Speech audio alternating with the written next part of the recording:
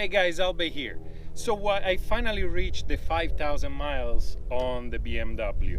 So it's about time to get an update on all the accessories I install on the bike itself. So let's start from the front and let's work our way back to the rear tire.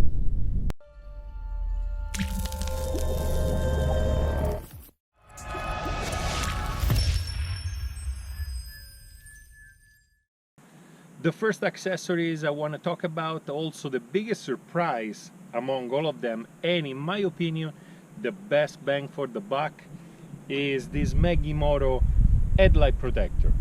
It looks great with this black finish, and the plastic is solid enough to withstand a pretty good hit. I didn't need the protector off-road that much because I usually go off-road by myself, so there is nobody in front of me to throw rocks at me, but on the freeway here in California, this protected my very expensive BMW headlight glass from a bunch of stuff, rocks, bolts, nuts, and pieces of tire flying up in the air. This thing did its job and saved me, I believe, quite a bit of money. But moving on, let's go to the next accessory that I had now for a while, is this MRA X-creen Sport. This is a big help. Now, if you're looking for complete shielding from the wind, this is not it. But if you're looking for something to help you on those long trips on the freeway and something that you can actually stove down when you're going off-road, this is exactly what you need. It looks okay. I mean, it's a deflector. I'm not looking for anything particularly glamorous, but the fact that I can pull it up and pull it down, it's a big help. And when it's up, it protects you from the blunt of the wind. It does not stop the wind altogether. It deflects the wind from your chest to your helmet. Now, when the wind hits the helmet, instead of finding an uneven surface, he's going to find a sleek surface to flow around. So big help. Now you still get some air on your shoulder, and altogether you're on a motorcycle, so you're getting air no matter what. But this one eliminates a little bit of the buffering, eliminates the big pressure that you get on your chest if this is not here. Now I'm 6'2", so for me this is a big help. Next is the Barkbusters. Those Barkbusters have been a big help, not only shielding my hands from branches when I go in the woods and whatnot, but also when I drop the bike once, they protected the levers. Now, because those Barkbusters actually have an aluminum backbone, the aluminum backbone is pretty resilient, so when the bike gets dropped, it's gonna do an incredible job in avoiding that your lever is in the way and gets snapped. Now, this black lip over here can be adjusted in 3 different positions, and because you can adjust it, if you live in Canada where it's kind of cold most of the time, you can keep it in the highest position to protect you from the element. If you live in Southern California where it's hot most of the times, you can keep it down or remove it altogether and just use the aluminum backbone to protect your hand and your levers. So good buy, fairly priced. I sincerely recommend it. So let's see what we have up front. First, we have this crash bar over here. Now, this is not one of those fancy DuCATI or Altrider or SW Motec or anything. This is H-E-E-D crash bar. I bought it on eBay for a bargain price. It was $250 or something like that, and it worked great. First and foremost, it's tall. It covers all the side of the bike. Second, it's strong. How do I know? I dropped the bike. And even if I dropped the bike, the crash bar took the blunt of the impact. Mind you, I was going off-road, I wasn't going that fast, but still, the bike has not a scratch on it, while the crash bar has a few scratches here and there. It didn't bulge, it didn't bend, it just absorbed the hit and protected the bike as it's supposed to be doing. On the bottom we have this Altrider skid plate.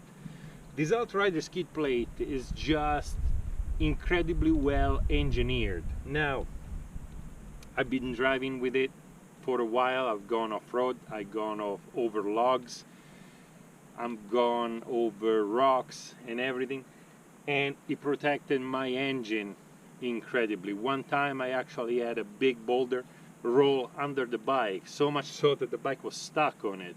Still, it didn't bulge, it didn't ding, it didn't deform, it protected the engine, and sincerely, it looks great. So, thumbs up to the Altrider guys, great product. And if you do go off-road with this bike, one of the very essential mods you need to do to it is a good crash bar and a good skid plate. In the long run, they're gonna save you a ton of money in parts you don't have to buy, let's put it that way. Let's take a look at what we have up here in this area. Now we have a Scott steering damper. This is a very expensive mod.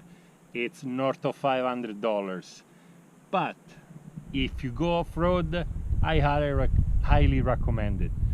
It works great on all sorts of terrain. I've been over gravel, I've been over sand, and with the little crank of the knob you can choose how hard you want your handlebars to be. You're not gonna be all squirrely going over the sand or out of control going over loose rocks. So it worked out pretty good. Not only that, also the Scott steering damper raises the handlebar by about 20 millimeters. 20 millimeters make the difference. I don't have to reach for the bars, I don't have to lean forward for it. They raise just a bit, and that makes it more comfortable. So one more thing to like about the Scott steering damper.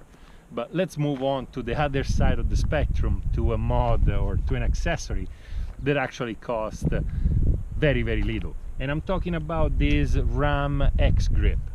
We use our phones for everything nowadays. GPS routes, listening to music, or whatever else. It doesn't look like much, but I can assure you guys, the phone, when the phone is on the X grip, does not move. I forgot my phone on it going off-road, and I went over bumps, I went over jumps, and I went over highly rocky terrain where the bike is shaking all over the place, and the phone never bulged. Last but not least, we have those last accessories that I installed on the bike. One is this AirHawk DualSport cushion. This is a lifesaver.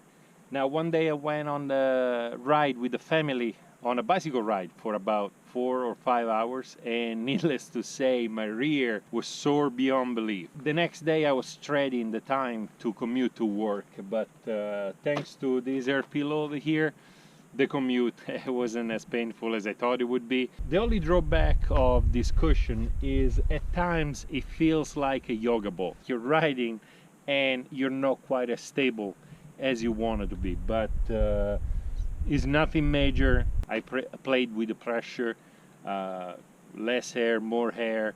That feeling seems to stick with it. So besides, it's easily removable, so if you're going for a quick run, you can take it off and the yoga ball sensation is gone.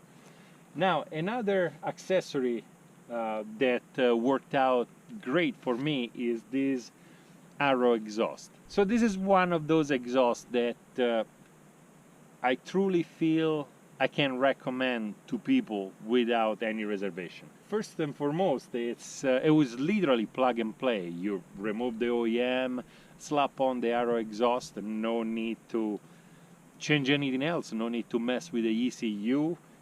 You just literally one bolt and 2 springs and you're done. Just look at it. It looks great. It matches the bike perfectly. This black aluminum, it looks incredible, and the carbon fiber end cap, it just wraps it all up. It's a great package for under $500. I don't know what else, or I don't know what other exhausts you can buy for less than $500 that looks and sound this good. So that's it for today. I hope I didn't forget anything that I have installed on the bike. Now obviously the links for all these accessories is down in the description below. Now you pick my next mods to the bike, so either via the comments down below or through my website www.albezadv.com. leave a message, use the social media, use private messaging, use whatever you can. Let me know what's the next mod you want me to install on the bike, and your wish will be granted. The mods that gets the most votes is gonna be the next to be installed on the bike. Other than that, if you guys have time, as always, go to the website www.albezadv.com. If you like the video, like. If you love the video, subscribe. Dirt on, and I'll see you next time.